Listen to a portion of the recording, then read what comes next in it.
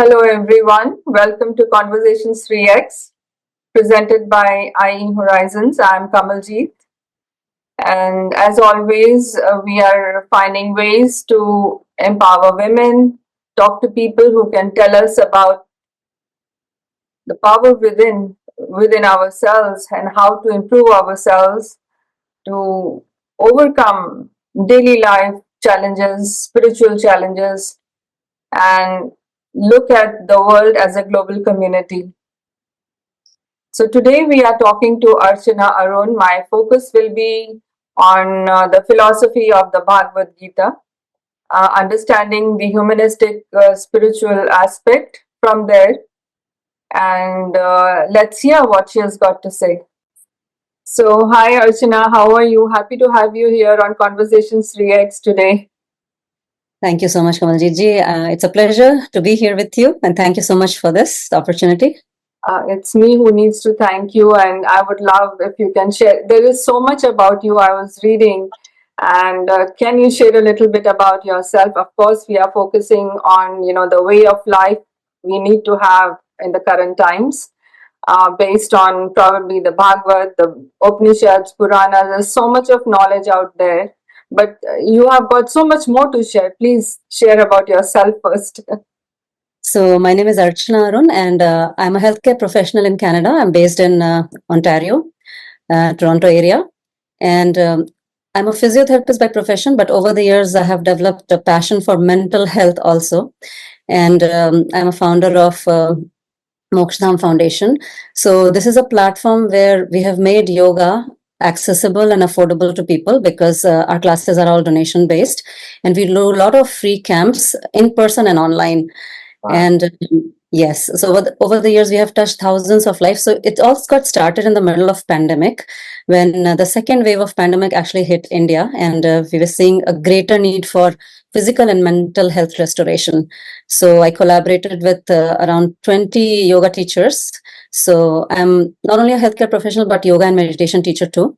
So we collaborated together, and in 2021 we did a very huge camp having more than 1,000 people online from India and Canada and US.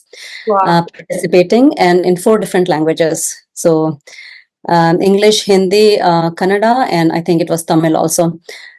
So it went on for 3 months. From we started in June 21st, which is International Yoga Day, and went on June, July, August, and then what to do next, we don't know. So, and the demand was like keep going from the participants. So we tried to formalize it, and that found the basis of Mokshadham Foundation. And we continued that. We do 2 free yoga camps online, January and June. So the next one is upcoming in January, and every time we have huge participation. And that's how we have touched lives. And our yoga classes are different because we do a very traditional yoga classes. All our teachers are trained in traditional ashrams in India, and we have the basis of what we call Vedanta teachings. Wow. Teachings, Bhagavad Gita. So we sprinkle that in between yoga classes, all those theme-based classes, and it's not like you do in studio. So it's very traditional, and it's a very holistic approach. So not only just asanas, we do pranayam, meditation, and we talk about different topics. And that's my background. That's what it is. And I'm trying to do the best. Being a mom of 3 kids, one just went to university this year. You don't look that old in yoga. You can see the benefits of yoga already. Yeah, no, I work in OHIP sector. So for the past 20 years, I've been working in OHIP sector, and I've seen so much of pain and suffering on the physical and mental level in my patients. And there's no solution like a proactive solution in the healthcare here in Canada. So that kind of created a lot of stir within me. And in 2018, it was a major change in my life. So I had a couple of clinics in GTA. I was managing and working. And in 2018, a patient comes to me with very simple calf muscle pain, and I was not able to figure out what's wrong with her. And this patient was just 14 years old. And later, while conversing with her mom, I found out she's in depression. That was my first patient in depression that was 14-year-old. Okay. And that shook me because my older one was also similar age. She was also going through some kind of stress in her high school. So I said, what kind of world we are living in where our children are going in depression? Then from 2018, I started researching more about stress, mental health. Before I was a physiotherapist, so it was only physical health. I was very passionate about physical health and proactive approach of physical health. But that time, mental health came into my radar. And after I started researching, I saw an alarming picture where teenage suicide is on high rate all over the world. Okay. India, Canada, US, everywhere. And the addiction also, not only drug addiction, but screen addiction, sex addiction, everything was on rise with teenagers. So, and that like shook me before, because I saw that patient first. And this girl, 14-year-old girl, was a gifted child. That means she was supposed to go to a gifted school, but she couldn't cope up because of her depression. So I started mulling over this problem, and then it took me around 6 to 8 months to just think and gather my thoughts. What should I do? Then I was mentioning it to one of my friends who owned a robotics place here in Mississauga. I was talking to her that what should I do? I don't know what I want to do something. I want to do. She said, why don't you start yoga classes for kids? I said, you know what? First, I have to convince the parents that it's beneficial for kids. Then in 2019, around December, we planned everything that we do a presentation on yoga and stress management for the first time. And just through word of mouth. So by the time we planned, it was already January, February. So beginning of February, first Sunday of February, we did that presentation. Around 25 to 30 people showed up, which was a good number, you know. It was a free session on awareness of yoga and stress. And then some people signed up. Some parents to start the yoga classes, and then pandemic hit. March break, everything was a lockdown. So, but then we started online from there. So that's the story. Thank you for sharing. It's very meaningful. And while we are talking, so it's a lot of compassion and care and understanding about the lives and mental health of people, about whom, we will talk also in our following talks and chats, whatever whatever you may want to share, and also give me some schedule for your January and any other coaching classes, online coaching classes. I will add that to the description box along with your website. So I have taken a few points down. I will be referring to my notes, because you have got so much to share. So I need to be prepared. So my first question here is, there are so many forms of Gita. I'm a lay person. I am not an authority on either of these scriptures, but there are so many forms of Gita: Bhagavad Gita, Ashtavakra Gita, Udhava Gita, offering unique spiritual insights.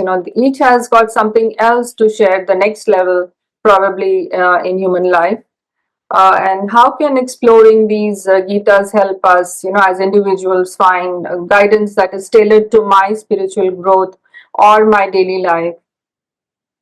Yeah, there are multiple Gitas. There's Uddhav Gita, as you mentioned, Ram Gita, and Ashwagandha Gita. But Bhagavad Gita is very close to my heart, because Bhagavad Gita is the only Gita which is given to a warrior on a battlefield. Yeah. So it is the most practical approach. If you want to start with any Gita, it's the Bhagavad Gita you should start with. It's the most practical approach, because the first 5 chapters of Bhagavad Gita is only talking about the mind. So it helps you go deep inside your own psychic, your mind, and know like different tendencies or vasanas of the mind. 6th chapter is fully about meditation, and then assimilation starts, like the Gyan part starts. And Bhagavad Gita is very approachable. And I almost feel like Bhagavad Gita is there's a compass in a life. Like when there's a situation where you're in a dharma sankat, like dharma sankat is you don't know what to do, whether take this path or that path. Bhagavad Gita, because it provides a clarity in your mind, it can be a guiding factor in your life. So I also teach Bhagavad Gita, and I've prepared some videos on that. And my thing is to take the Gita and the knowledge and the verses of Gita and come to the very practical life. What should I do? So that is a guiding factor that I think everybody should study Bhagavad Gita. Yeah, there's a lot about darkness and light, and the duality of life, the nature of life. So yes, you are at a crossroad, and Bhagavad can, if you have read Bhagavad and understood the essence of the Bhagavad. So what would you say the essence of Bhagavad is? So see, life is full of duality. Okay, there's never in the physical life is full of duality, day and night, sukh and dukh, darkness and light, everything is there. And the whole life, if you, from the morning to evening, if your mind is not calm or situated, it can become a battlefield. Like from getting up in the morning, waking the kids up, going to the office, navigating the traffic, dealing with a difficult boss, everything can become a battlefield. So, in that situation, how do you still navigate your life? Because this is never going to end. If you feel all the problems in the world is going to end, it's all, and then I'll start living my life, then it's almost like you're waiting for the waves to stop in the ocean to enjoy the ocean. Yeah, yeah, got it. So, Yeah. yeah, so Bhagavad Gita teaches you how to navigate the situations of your life or the challenges of your life and still enjoy or feel that fullness every moment. Like loneliness is a great disease these days, like especially after pandemic, this loneliness is on increase. But after you start reading, you feel the fullness, the contentment from within yourself, that you don't feel that loneliness. It works on your mental health, actually, all these teachings. Yeah, so tell me about is Bhagavad about religion? Like, how can the teachings of Bhagavad, and even I would include Vedas and Upanishads here, that how do they bridge the gap between the religious belief system and even considering Canada, because we are living in Canada, there is how does this value system, change with the Canadian fabric? See, there's no Hindi or Punjabi or Sanskrit word for religion, okay? What our rishis told us is to follow dharma, okay? So what you call dharma is that's what is taught in all the scriptures. And what is dharma? Dharma's definition is very clearly given in our scriptures, which is simplest definition if I give you of dharma is called sustainability. Oh wow, I didn't know that. It's new to me. Dharete iti dharmaha. The root word of dharma is dhri. The root word of dharti is also dhri. Dhanush is also dha. Dhyan is also dha. So Yeah, all the word is you're situated. Something that holds you is dharma. Simple context, if we understand it as a duty. Okay. So if a mother does her duty well towards her children, it will uphold or sustain children, isn't it? Similarly, if a teacher or a principal of a school does the proper duty, it will sustain the students. Similarly, a king or a ruler of a country does the duty properly, it will sustain the entire society. So it is about the first word of Bhagavad Gita is dharma, and the last word is mama. Mama means my. So entire Bhagavad Gita teaches what is my dharma. So there's something called swadharma. That is, if you're in a role like a mother or a teacher or a sister or a citizen of a country, what is your duty? Okay. And while carrying your duty, if you face challenges in life, how should you navigate that, but still carry on your duty? So there's no word for religion in our culture. And our rishis did not say, never said, believe in Bhagavan or believe in God. yeah, They said, no God, because you are itself. Tattvam asi, right? You are that. yeah, It's almost like if you go to a high school physics class, right? The teacher teaches about optic rays, this and that, and then takes you to the lab to experiment and you yourself see that, isn't it? So the entire study of Gurukul was like that, that you are that. Now I'll tell you the methods to reach that. So this is all Vedant, Bhagavad Gita is a part of methodology so that you can realize your own true nature. And then when you realize your true nature, then only you can carry on your dharma properly. yeah. So tell me one thing, when Bhagavad Gita was being written, or it is when this thing happened, like one is the time when it was written, right? One was So the happening. Was there any form of orthodox or structured religion in the world at that time?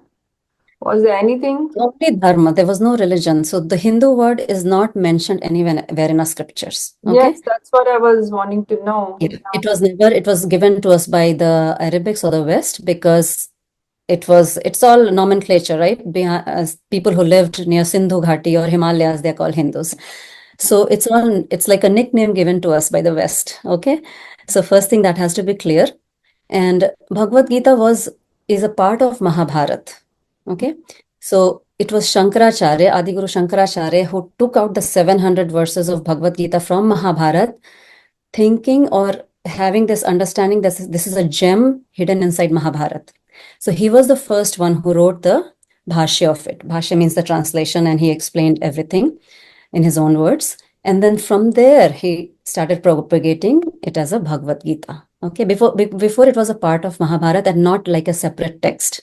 Okay, okay. Yeah. So I would say, because there are a lot of versions of even Bhagavad Gita, right? Different gurus and acharyas have written, but the institute or the guru who follows the translation of Adi Guru Shankaracharya is the most authentic one. Okay, you should always look for that. And I have read over maybe 15, 20 versions of Bhagavad Gita just when I was doing my own research, like 10 years back, to know which one is right.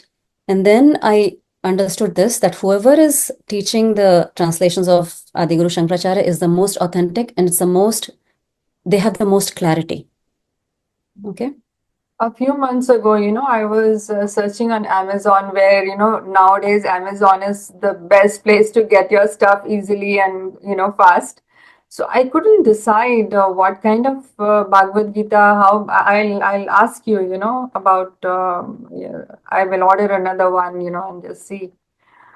So uh, my next question is that in a world, where we have, where we look at weakness and vulnerability, you have already touched base on that a little bit. But, how can ancient spiritual wisdom guide us to see it as a source of strength and authenticity, particularly for women navigating societal pressures? You mentioned about children, like going through mental health. Both women and children, they are vulnerable, and it's very sensitive. It leads to mental health disasters in various forms. So what are your thoughts, how can this help us? So most of the mental health issue arises because of our mind, the thought process is not going in the right direction.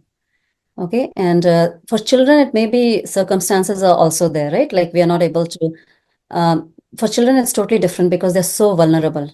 But as adults, I feel if you're having any kind of mental health issues like anxiety, depression, first of all, you have to seek professional help. That's for sure. Okay. You should not be just living with that, because there is a solution. I know there's a problem, but there's also a solution, isn't it? But more you connect with yourself by doing these practices, even the psychologists these days, they are telling you to do breathing exercises and meditation, because they know the more we go away from our own self, the more we invite mental health diseases. So, and all these practices, all the yoga, meditation, they connect you from within your own self. It raises the awareness, because our brain cells are constantly active. When we are awake, it's totally active. And what meditation does is meditation doesn't mean going thoughtless. Okay.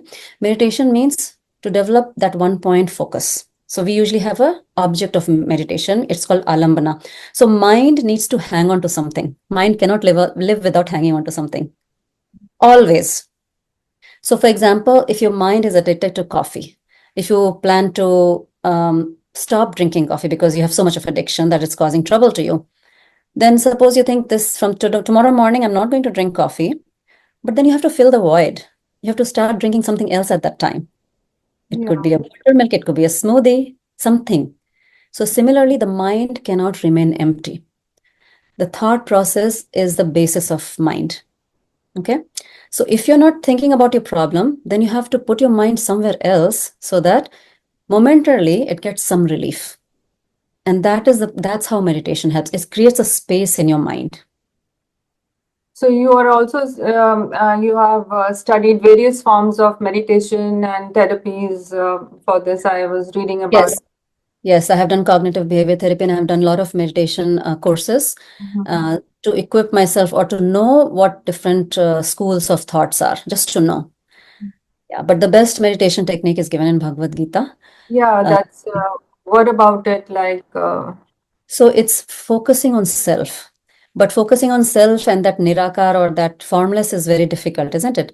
So Yeah. that is why you need to go from a form meditation to formless meditation gradually. And the form can be anything. It can be simply your breath. It can be a sound like Om or any mantra, or it can be a candle light, diya light. So you need some physical form to meditate on. And can there be some mantras to meditate on, or it has to be No, people meditate on shorted? mantras too. No, you can meditate on mantra too.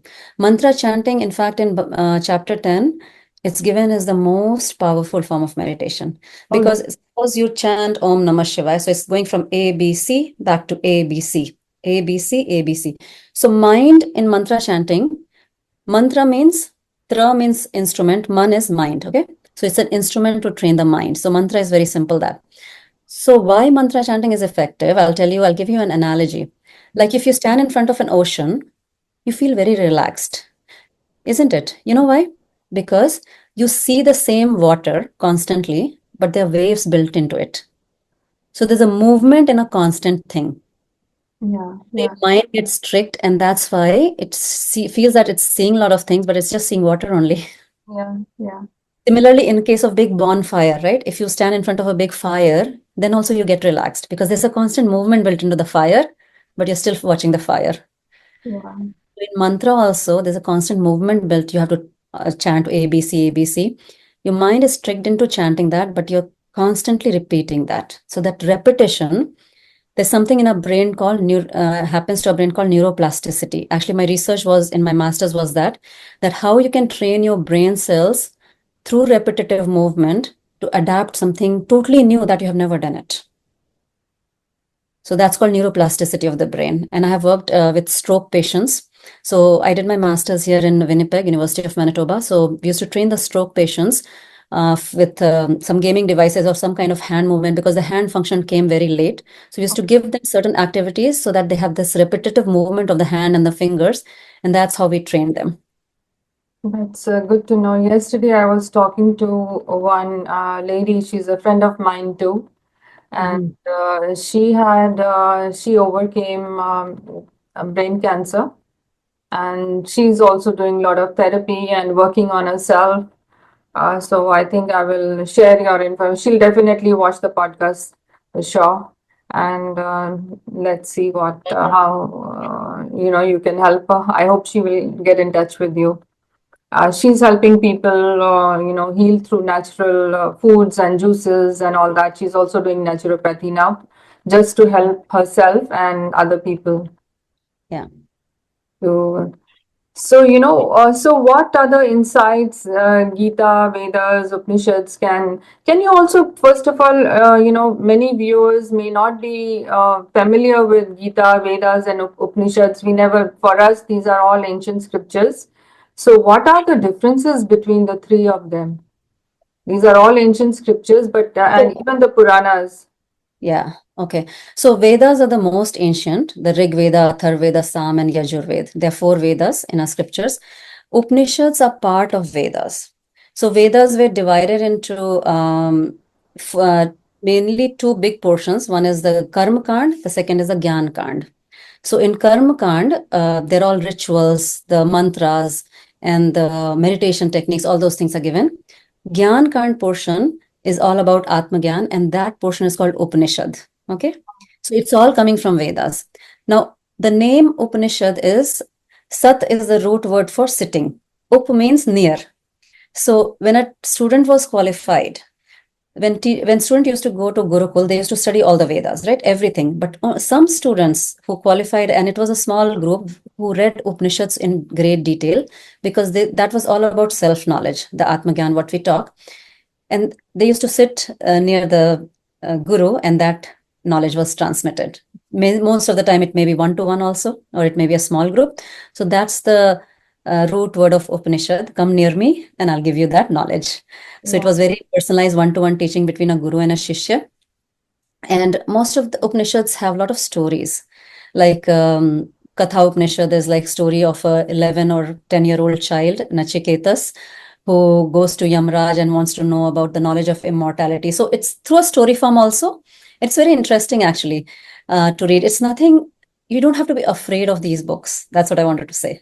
Yeah, Okay. they sound very, very difficult and complex when I look at them, but I had a glimpse of them, my brother was very fond of reading all these things. So I remember him reading Upanishads he got a book, and I don't know what it was, but it was an English, looked like a novel, but I never went through it. I said, leave it. Yeah, it's not as difficult as it sounds that it is something esoteric and only rishis or pandits should read it. No, everybody can read it. These days we have resource YouTube, we have a lot of books available. So I think it's easier for us to get that information these days. And regarding Purans, Purans are like, I would say, it's a blockbuster movie type of thing, but with the teaching of dharma. Okay.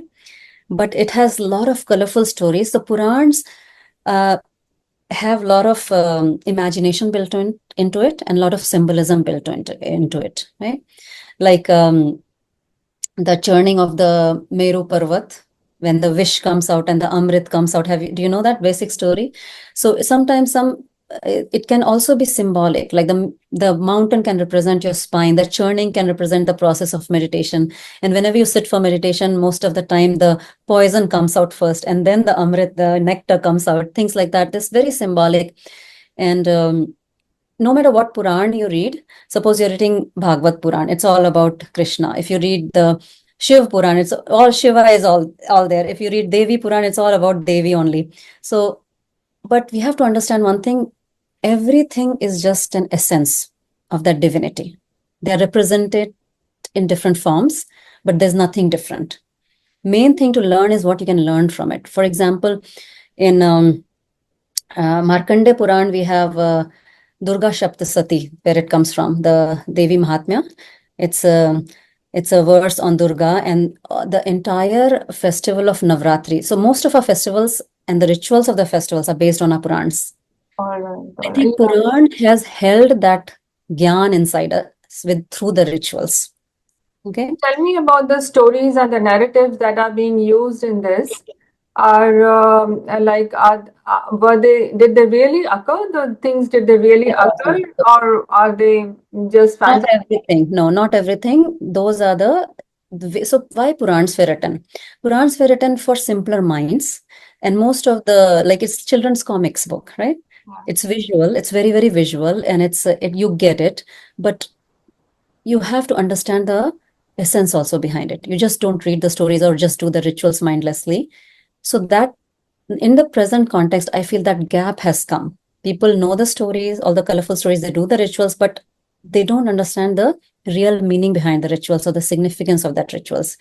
So, for example, I was mentioning this Markandeya Puran, the Durga Shaptasati, she kills a lot of rakshasas, like demons. Yeah. So I would like to describe just three, let's tell you briefly, and the significance of it, because I am also a neuroscience person. So there's the first demon she slays is Madhu Katav. Madhu Katav. Madhu was what? Honey. Katav is Kida. So it can be considered as a honey bee, isn't it? So what does honey bee they do? They collect the nectar from the flower and then produce honey. And they're always like doing like this in the hive, isn't it? Always busy, busy, busy. So that's what we always do. Us. Like we're always in the survival mode. We're collecting and something producing something, isn't it? So that represents our hind brain, which is the reptilian brain. That is always in the survival mode. That we have to collect things for us and produce something for us and live our life like that, always going from one point to the other. Yeah. Yeah. And then after that, she kills Mahishasur. Mahishasur Mahish is what? Mahish is a bull. What does Mahishasur represent? Mahishasur represents a person who has a lot of agitation and ego. Okay. A lot of emotionally charged person, or when we are too much emotionally charged, it represents Mahishasur. And physically in our brain, our mid-brain represents emotional center, limbic system. When we function through our emotional brain, we can never make right decision. So Devi kills that Asur also. Okay. Then the last one I would like to give an example is called Rakt Bijasur. Okay. Rakt Bijasur, the name implies Rakt is blood. Bijasur means Bij means seed. Asur. So she tries to kill this Rakshas, and then every time a drop of blood falls on the ground, another Rakt Bijasur comes up. Okay. What does it signify? If you connect it with our brain, it signifies a frontal brain. It represents our desires. One desire leads to the other to the third one, third to fourth one. It never ends. Our desire never ends. Yeah, beautifully explained. Thank you for sharing that. Yeah. So our survival mode, emotional brain, and this is desirous brain. It always desires. But on top of our brain is something else also. Devi is sitting on top of all these rakshasas. Remember all the depiction of Devi? She's sitting in front of and on top of Rakshas, right? So that Shakti is within you, that power is within you to kill all these so-called demons in our own mind that don't live in survival mode. Don't be too emotional about things. Don't be just dwell in desires. Go beyond all these things. Find the real purpose and meaning of your life. So that's why I'm saying you, these rituals are just not, maybe it's just happening in the abode of a mind, maybe. And that's what the rishis realized. And they compiled this in a story form so that the knowledge doesn't get lost. Because stories always fascinates people, isn't it? So all these books, are they available for children who are, because I feel the children from that seed time, they should be able to learn and grasp a little bit by bit. Yeah, so all my three kids have grown on these stories, and the best way to get these stories to kids are Amar Chitra Katha. Those are Okay, yeah, books. those books. Books like yeah, I have like library full of Amar Chitra Kathas, and they have gone through this multiple times, and um, and you can feel a difference in the kids raised with all these teachings versus kids who are not raised with these teachings. The kind of decision they make, the kind of stability they have in their mind, it's a huge difference. So I would encourage anybody who has young kids young as 3, 4 years old, start buying Amar Chitra Katha for them, and you get all the stories from Amar Chitra Katha, all these Puranic stories. Yeah, yeah. They're not, I tried looking around for my grandson. I couldn't find anything here in our local stores No, and you'll not get it even from on Amazon. But yeah. hopefully, in some time, we'll find them. Some people can probably import No, and Amar Chitra Katha, I think they also export to North America, so you should be able to find those. But I think those are valuable books. very valuable. I've read them myself as a kid. Yeah. I mean, I think in my middle school or something like that. That's the time they started servicing those books. Hmm. And so, yeah, thank you. And I remember, reading the books in during one of the Navratris. It's been a few years. I read it for the sake of experience, and it didn't make much sense to me, but I respectfully did it. But thank you for sharing. You know, it makes everything so much more clear.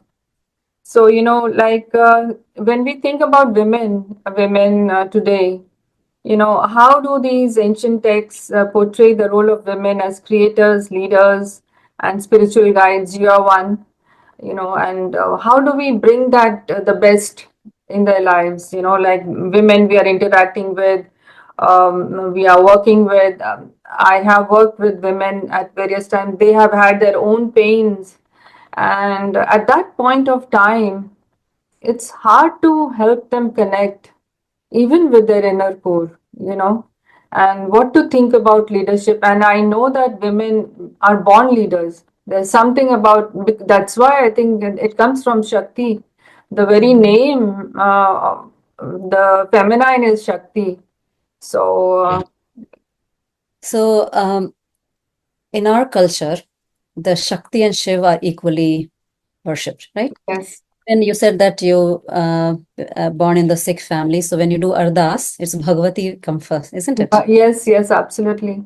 So the rishis and our gurus and our saints realized that dharma cannot be followed without Shakti.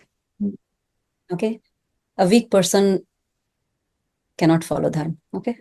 So Shakti is very, very important. So if you want to follow Dharma, you need to have Shakti. Now there are three types of Shakti, they said, is Iksha Shakti, Gyan Shakti, and Kriya Shakti. Okay, Iksha Shakti is first of all, if you're going through a problem in your life, do you want to change? Okay, sometimes what I've seen with my clients, when I do counseling, that sometimes people are in so low of their life that they don't have iksha for anything, like they don't have any desire even to live, right? They're suicidal. They may be suicidal, or they may be putting blame, or they have a victim mindset. That's a very low level of existence. But even I can say that I have got those people out of those mental condition through these teachings. Okay. So that ichha has to be generated, that desire has to be generated. Okay. So the desire can be good and bad both. What example I gave in the previous with the Durga Devi slaying the desire and all those Yeah. things. But the desire to live, the desire to expand in the right direction is a good desire. Okay. Yeah. So you have to have that distinguish, like discrimination in your mind, that what is a good desire and what is not so good desire for me. Okay. So that ichha shakti has to be generated. If you don't have the capacity to generate on your own, then seek professional help. That's for sure. Don't live in that same mess, because nobody is going to come to your own rescue. You have to rescue yourself. That thing every woman has to realize, everybody has to realize. Okay. You have to take the charge of your life. So take some help, maybe a friend or a professional or whoever can help you. So that ichha shakti has to be generated. Then that gyan shakti has to become. And gyan means like what is right for me, right knowledge, what will help me. You know, there are a lot of information out there. But what works best for me?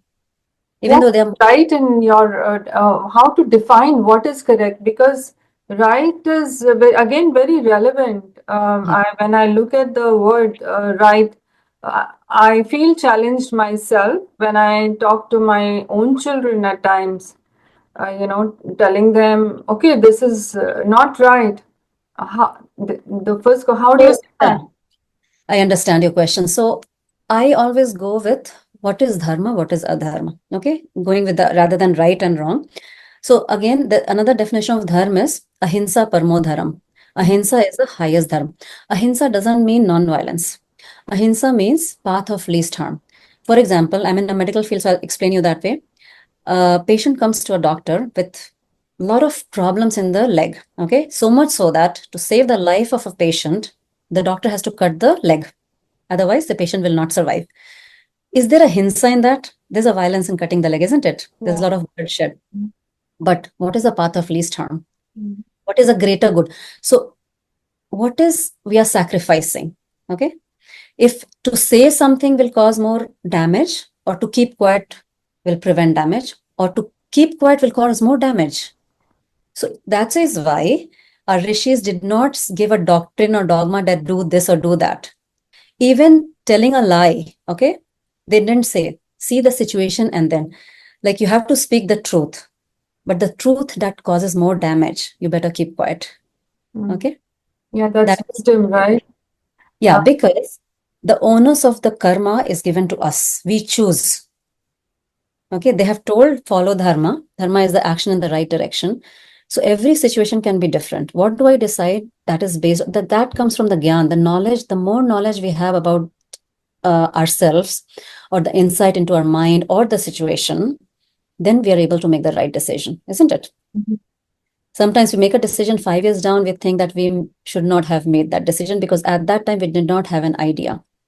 So what I usually tell people, either you take suggestion from somebody who has a little bit more idea, more insight, like obviously parents have a little bit more idea than teenager kids, similarly who's expert in your field or a little bit more Gyani, I would say. So that is why if you see our history, all the kings had a guru, some kind of spiritual guru attached to them to Yeah, give them spiritual some direction. teacher in a way, like, yeah. Some teacher who can guide them in the terms of dharma sankat, like when you're not able to decide what is right, what is wrong. So based on dharma, what is my dharma? Because this is so important. So if as a mother I fail to do my duty as a mother, my children will collapse. They will not survive, right? They will not sustain. So in the history, sometimes some kings have taken wrong decision because of which entire country has suffered, isn't it? Mm. They did Yeah, not yeah. follow dharma. So dharma is very crucial. That what is the path of least harm? What it will sustain the society or the little community you belong to, or even yourself. What is dharma for you? Getting up in the morning, working on myself is my dharma, or just watching back-to-back movies in the late night is my dharma, right? What Yeah. is my goal? Yeah, that's a very important thing. Yeah, you have to So, define it and identify. yeah. So when your goal is absolutely clear, then your process becomes easier. So that gyan, I was coming back to that gyan shakti. Yeah, That goal is your gyan. What is my goal in life? How yeah. do I define myself? What is that I have to achieve? If somebody has to achieve, for example, very simple like weight loss, okay, what should I do? You know, getting knowledge about that. What should I do? And then am I abiding by those gyan that I have acquired, the knowledge that I have acquired? That is Gyan Shakti. The last one comes as Kriya Shakti. Kriya Shakti is taking an action, okay, or acquiring the resources that will help you achieve that goal. It can be financial resources, it can be public resources, it can be just your actions itself, gathering people, things like that. So, Ichha Shakti, Gyan Shakti, and Kriya Shakti. So, each one of us have to ponder within that what is my goal, what do I seek, and then how I'm going about it. And all our rishis, saints, and gurus, they never said that because you're a woman, you're limited in something. We were never looked as a body. We are beyond body and mind. That's everybody said, right? Yeah, so yeah, got it. And Shakti and Shiva, like also, equivalent. Yes, yes. So there's no difference whether you're a man or a woman. Everybody has the same mind. It works the same way. So every mind goes through the same cycle of depression or any kind of anxiety.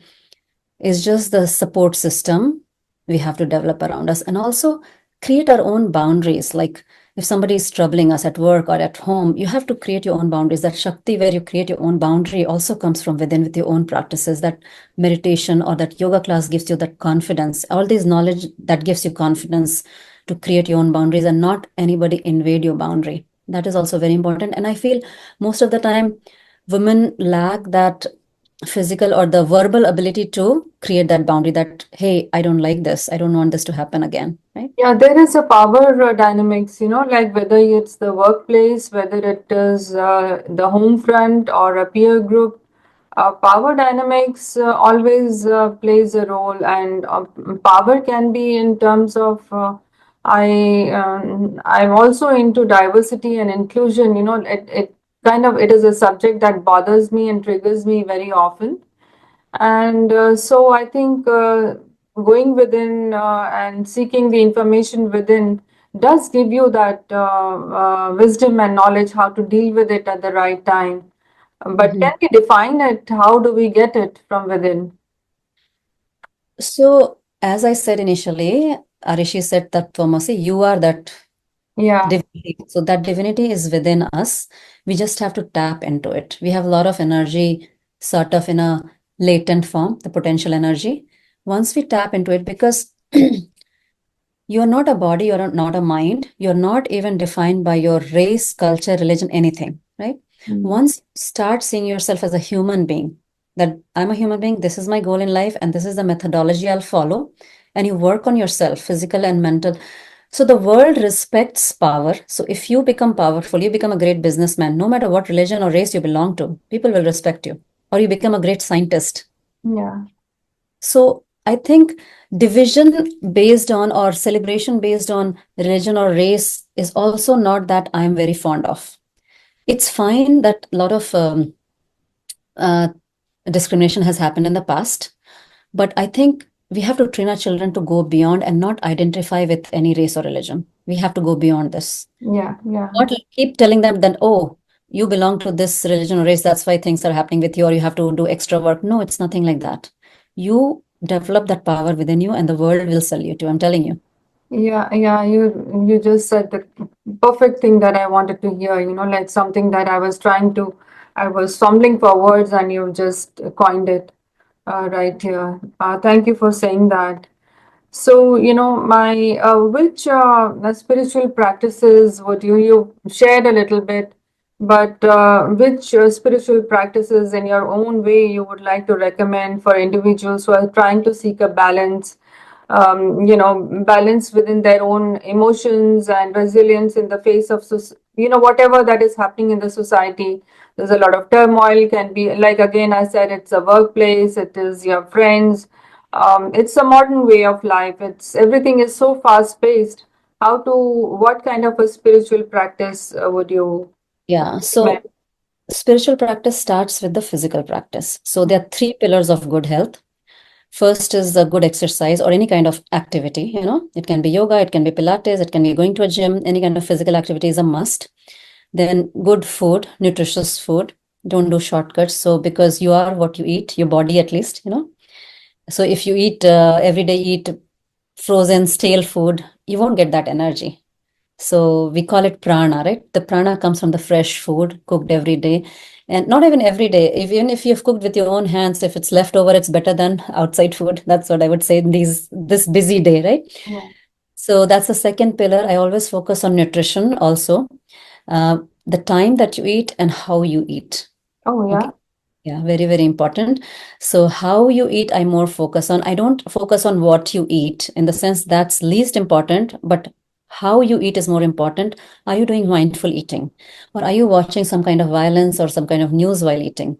How much are you chewing? So there's a mantra that I follow, and I tell all my participants also, um, drink your solid and eat your liquid.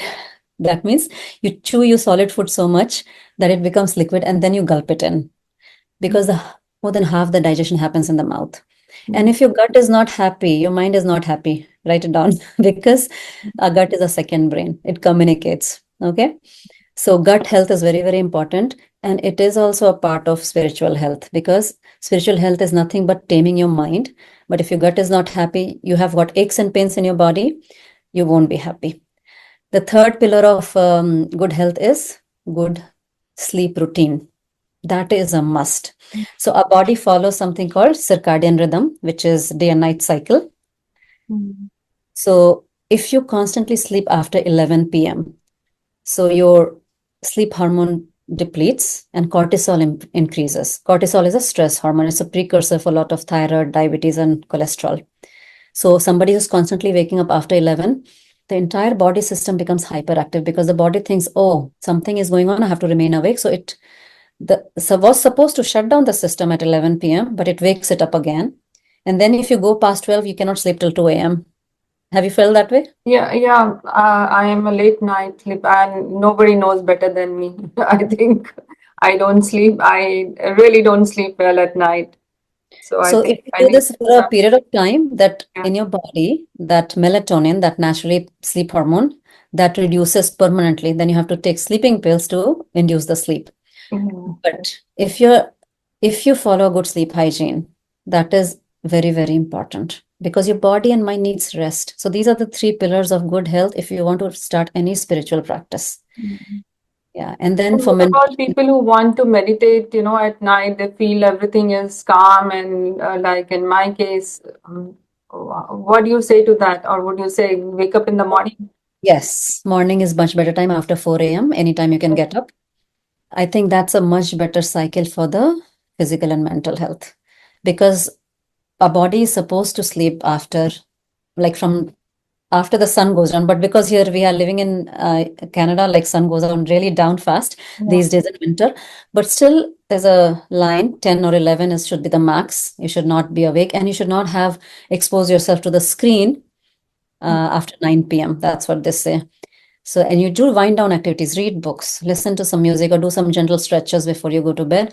This is must for calming your mind Yeah. because to work on your mind, even for meditation, you need to have a healthy body. Yeah, yeah, yeah. Thank you for sharing that. And I want to know your thoughts on like again being in Canada, in diverse and a multicultural country like Canada, people from all ethnicities, religions. I think it is this fabric has become so colorful, and but how can universal principles can how can they integrate in this thing?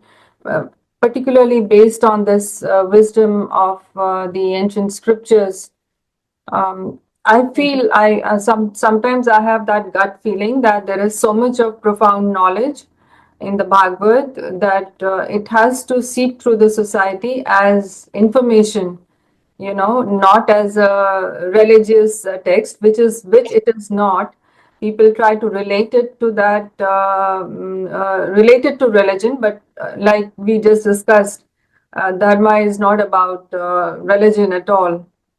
Yeah. So, what You are your thoughts, to bring about compassion, unity amongst people? which is really needed. Empathy. You're absolutely right, because dharma is not related to religion, nor is mind related to religion. The core of the mind, what it wants, isn't Yeah, it? yeah. What humanity wants is not religion. Humanity wants love and compassion. And it's so you cannot love anybody if you don't consider them as your own. Okay, that's where most of the animosity or hatred comes, because they are not my own. I Mm, cannot love them. I may pretend to respect them or tolerate them. That's the word. But I don't like this word tolerance also. It should be love and acceptance. That is actually shown through our practices and culture and this essence of our all the shastras or the scriptures. That so how do we love somebody who doesn't belong to our religion or come from a different fabric? So as I said, we can only love people whom we feel they're mine. Okay.